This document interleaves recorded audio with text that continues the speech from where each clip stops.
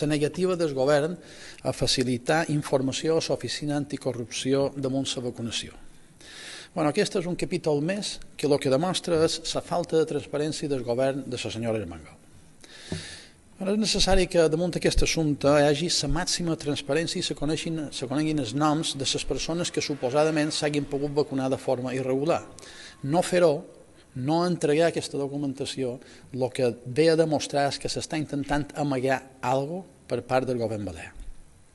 I aquesta excusa que té el govern balear que diu de no remetre la informació per una qüestió de protecció de dades també cau pel seu propi pes. És una excusa de mal pagador, perquè si se llegeix la llei que allà on se va constituir l'Oficina d'Anticorrupció, a l'article 11 deixa ben clar que se garanteix la confidencialitat i la protecció de les dades remeses a l'Oficina Anticorrupció. Per tant, no val aquesta excusa.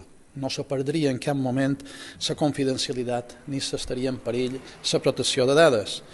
Estem, per tant, davant una senyora Armengol que va ser promotora de l'Oficina Anticorrupció la passada legislatura i que ara sembla que no hi confia gaire quan se tracta de fiscalitzar les feines que fa la pròpia senyora Armengol.